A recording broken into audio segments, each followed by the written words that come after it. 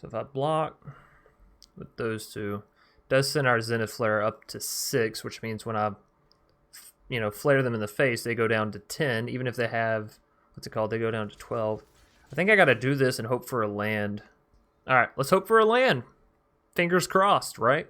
Living La Vida landless. We saw a ton last game. I have every bit of faith we can find some this game. So that kicks us up to 6. Even if they drop Great Hinge here, we can put them back down to 12. And then if we hit a land, Dual Strike, Zenith Flare for the win. There's Flare. But I don't think that's what's best. I think we want to flare him in the face.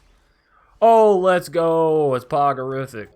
What's up, everybody? My name's Chance. Today we're going to be making a horrible deck even worse. Or no, wait, I started that out all wrong. We're going to be making an awesome deck even better. So what am I talking about today? We're going to be playing a Zenith Flare cycling deck. Now, why am I so, bent up on this deck? Because this deck's been around for forever. It recently got popularized. Is that how you say that? With the tournament play, but we're going to add something that I think makes the deck even better. Well, worse for the people playing against it, better if you're playing it, because Dual Strike. Pretty simple, pretty straightforward, and very, very effective. Why is it so effective? Because it allows you to cast, your next instant or sorcery spell twice, which means, yes, for the low cost of 1 mana for Dual Strike and the 4 of Zenith Flare, you can copy Zenith Flare, meaning you won't have to find 2 copies of the Zenith Flare or have 20 cards in your graveyard. You just have, 8, 9, or 10, and then copy 1 copy of Zenith Flare. Obviously, if you have 2 copies of Zenith Flare and a Dual Strike, it's essentially like you have 3 copies that you get to play for 9 mana instead of 12. So again, it's saving you in mana efficiency and in the fact that you don't need to draw as many. There's a ton of other cards that really work well with Dual Strike in this deck. One of which being Go for Blood, and I said a ton, and really I just mean 2. So, Go for Blood, target creature you control fights target creature you don't control. You can copy this spell, and, well, obviously if you have a Fox that's really big, you just have it fight everything on the opponent's side and then swing it with all your creatures. That's right, I'll go Godzilla on your ass. So again, Dual Strike on Go for Blood, really good in, the situations where you're going to use it. Outside of that, you're going to be cycling Go for Blood, so no big deal. Moving us along, we have Startling Development, another really good card for Dual Strike, because again, you're creating all these 1/1s with Valiant and all these 1/1 flyers with Improbable. If you can change those 1/1s into 4/4s, well, fantastic, that's adding 3 extra damage. However, if you can copy Startling and now change 2 of those 1/1s into, 4/4 flying creatures instead, now you're dealing 8 damage from 2 1/1s that the opponent had no previous cognition that would be dealing that much damage. I don't think I used that word correctly, but you know what I mean. Now, outside of Dual Strike, the deck is very similar to, well, pretty much every other cycling deck that you've ever seen. Of course, I had to remove some cards to make some room for Dual Strike, those of which I think was mostly in the top end because Dual Strike doesn't really affect these cards. I think Boon of the Wishgiver is awesome, and I really love hitting people with Frostveil Ambush. It just can't all be achieved in the same deck, right? Anyways, with all that being said and out of the way, I'm not going to bore you with all the details of, well, a cycling deck that you've probably already seen. Instead, we're just going to go ahead and jump into the action and let the deck speak for itself, right? CW Seville Guardian. So, we can go ahead and drop a Hinge Gate and then drop Flourishing and get off to our cycling with the Stinger. I kind of would prefer to go for the Triome, though. We don't really know what foe we're up against. I really like your card art there. Mono green food. It depends. Are you the kind of mono green player that plays trample creatures or no? Because if you play trample creatures, then I probably want to get down the Fox and get to cycling. But if you don't, then I probably want to go for the Improbable. Let's actually go for the Stinger. I know that sounds strange given that was nowhere within the realm of being played, right? But the Stinger might put enough pressure on them to where they use their food for life instead of whatever else, food stuff is used for. No trample here. If we can find... Oh, well, that's just beautiful. I was just about to say, if we can find a land, then I'll feel pretty good about myself. The 1/1 fairy flying, which is probably what I'm going to do. Or we could drop Fox and cycle and, try and catch up to that Yorbo. But this is fine. We'll deal the 1 damage. We'll create the fairy. We'll draw another card. And, of course, we won't attack in. Next turn, we can drop the Flourishing Fox. Again, we're looking for a little bit more cycling action. We'll also have mana for Zenith Flare on the next turn. Not that we have enough cycling cards in the graveyard to really fuel it, but You know, having Dual Strike Zenith Flare, that is the dream team combo wombo. Said all of that kind of backwards, but that's alright. So yeah, if we can get a few more cards in our graveyard, we can Dual Strike that Zenith Flare for 5 mana. We'll only need, you know, just a little bit. Just 10 cards in the graveyard. That's the crazy thing. If you have 10 cycling cards, it's lethal, you know? We are going to block this Yorvo, and they got down to Mammoth. I'm super happy that I decided to go with the Improbable Alliance, as well none of their creatures thus far have trample. Alright, tell you what, we're going to go for the Valiant Rescuer because right now they're not showing any trample, so we'll play for the moment. This gives us enough creatures every single turn to chum block both creatures and make me a happy lad, right? I could play this. Gives us the ability to give trample and haste off the rip, which, you know, to the Valiant Rescuer might be okay, but we're going to go ahead and cycle here. Oh, shoot, should have cycled on their turn. I'm sorry, I wasn't thinking about it. Could have gotten an extra creature out of that, so that's my bad. So, mono green doing mono green stuff, building a lot of creatures, yeah, you know, as per the usual. What we really don't want to see is a Zenith, or a Great Hinge from our foe, right? Some constant life gain shenanery. Okay, so this is a difficult position to be in because I kind of want to get down the Dranith Stinger and bring over to Lotus, but that doesn't actually do anything for us. Where if I cycle this Dranith Stinger, we get to deal more damage, create more units, potentially find a better play. So I think this is what we need to go for here. I would really like to foretell that Dual Strike over, but we'll see. 2 Zenith Flares and a Dual Strike. That is a total of 12 damage. They're at 16 right now. If we foretell this, we won't have enough to do this. But if I pull you over, I don't have enough to do anything else, right? Could just leave up mana for the flare him in the face, try next turn to hit it high enough. Let's see if I do flare him.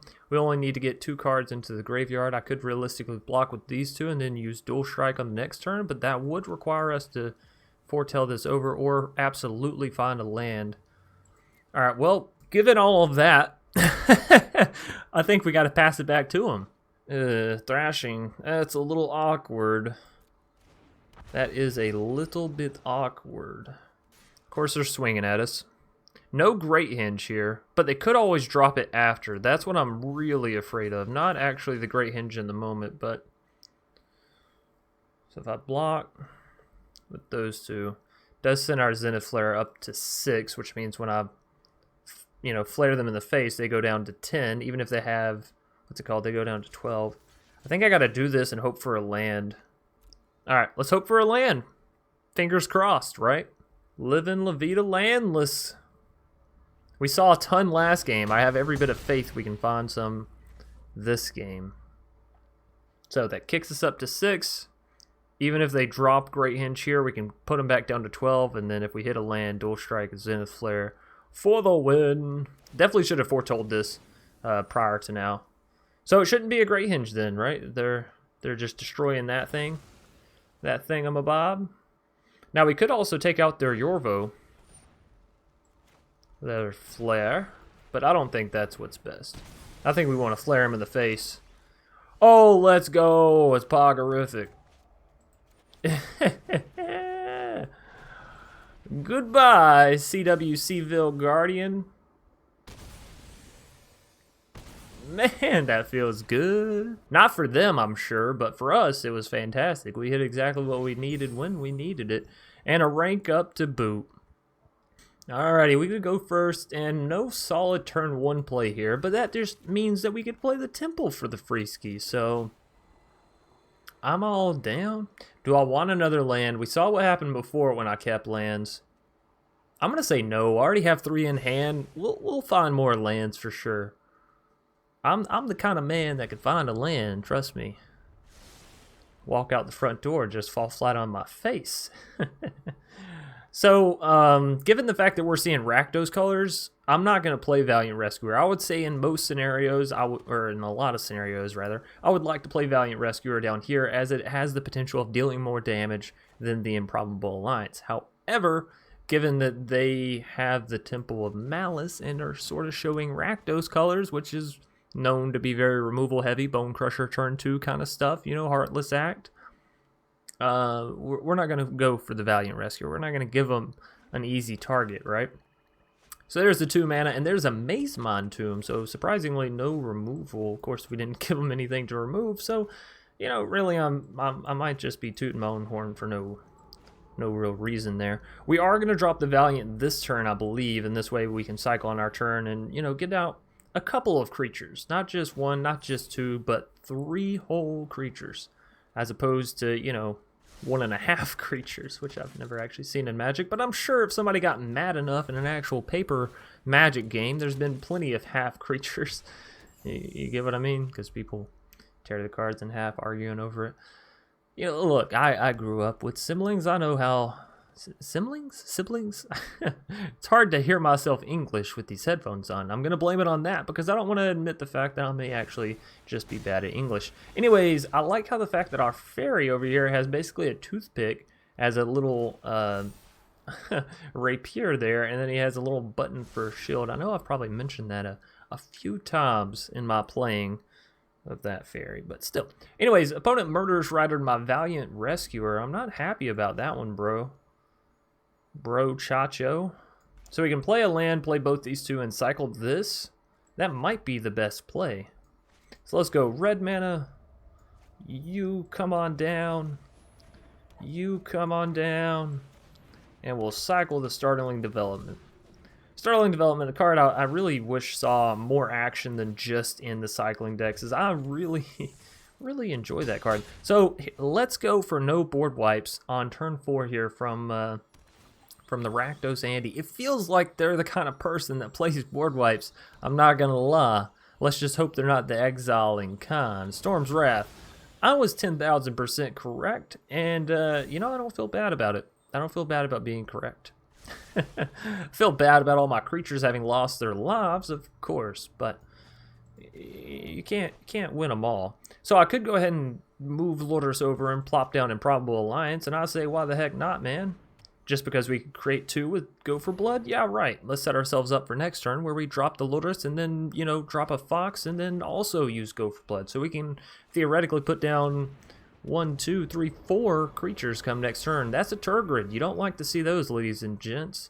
So can we get down everything out of our hand? We can get this down, we can foretell that, but then we wouldn't be able to do that.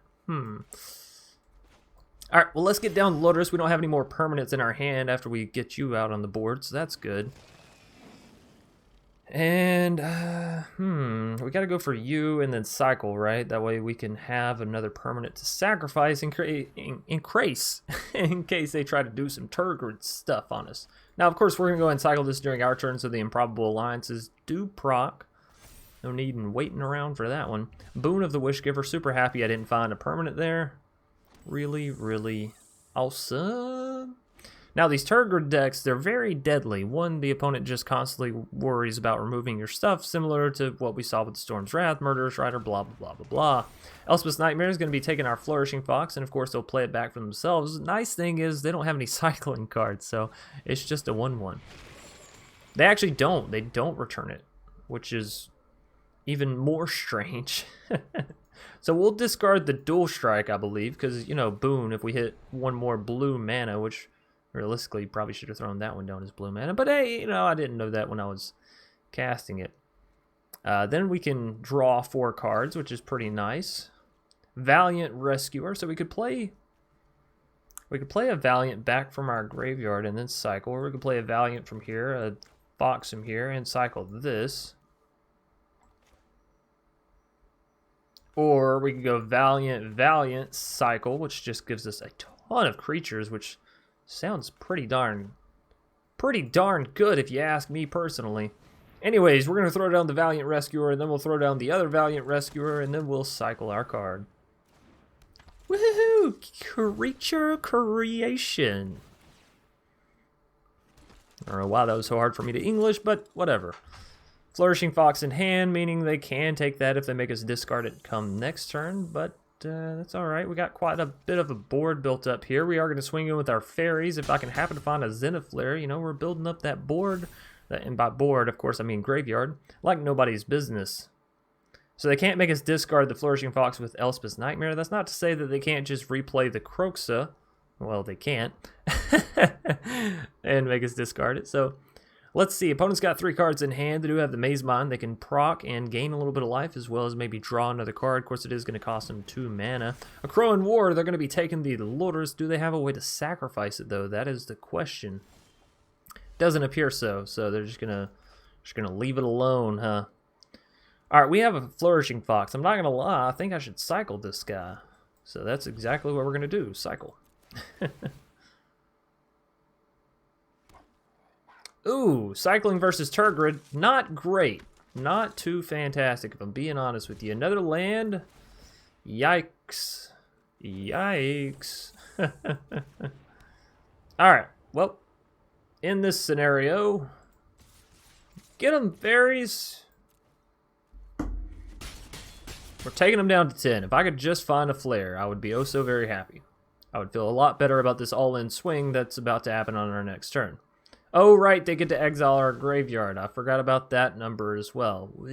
Your deck is just designed against cycling, isn't it? Of course, cycling did become a little bit more popular in Standard again, so I can understand that.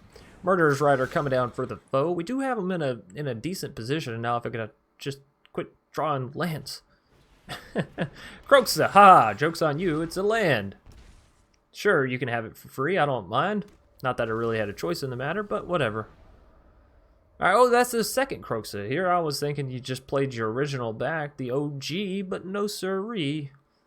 You played another one. Because, you know, they have Lourdes, so they could very well play it. Now, if I cycle you, again, the opponent gets to have you, but we do get to create a little bit more of an army. I think all of my creatures have to attack in here regardless, right? So, we're going to be dealing 6 in the sky. They're going to heal... Ew, I don't like how much they're gonna heal. Don't like it one bit. Alright, well, let's try to cycle you then and just look for the flare. If we can find the flare, we might have this game. Just, well, no, because we don't have any cards, right? So it's not fueled. So I don't even want to find the flare. I don't know what the heck I want to find. Valiant Rescuer. You know, I don't really know. We are going to have 4 creatures with which to block with, but everything has to swing in here is the problem, you know? Anyways, we might as well just go ahead and all in, see where the chips fall, right? But, you know, Lourdes definitely blocks something like a 1/1, so they're going to gain... Oh, I guess because they don't want us to have our Lourdes back. That makes sense. So they're going to gain 5 life here. They're going to take 7 on the chin, which puts them 3, 5, 8 life left. Ugh. That's disgusting, because that's really more than you'd want your foe to be left with, I'm not going to lie. But they are only left with 2 creatures, so I guess that's a decent little thing. We are going to try and get down the Valiant Rescuer onto the board. We have enough to overrun them come next turn, so... Oh, no, right, but this takes out all of our tapped creatures. Whatever. We'll figure a way out. That I'm sure of. No way this Turgid deck is just going to control us all the way to victory. Actually, that could completely happen. Oh, do you finally have enough? They do have enough to bring back Croxa, but it's going to cost them. It's going to cost them their other Croxa. They don't care, though. They're going to play it. Look at them go. Look at them go. Exiling all their graveyard and stuff. They still haven't procced that Maze Mind. And finally, as soon as I go to mention it, that's when it gets procced. I would expect nothing less from you. Alright, well, they should swing in with Murderers. They should swing in with Turgid as well, but it's neither here nor there for me to decide. They are going to swing in. We're going to let it happen because we can't really afford to defend now. We do have a Flourishing Fox, but at this point, we got to pretty much cycle everything. I don't care if Turgid gets it or not. You know, filling up our graveyard and trying to hit a flare is like the only thing. The only thing I care about. We just need that big old flare, baby. That's a footfall. That's not a flare. Well, time to keep cycling. What's really unfortunate about that footfall is now they can give their Croaks a trample. Still no flare. Alright, well, GG. We tried, and that's all that matters.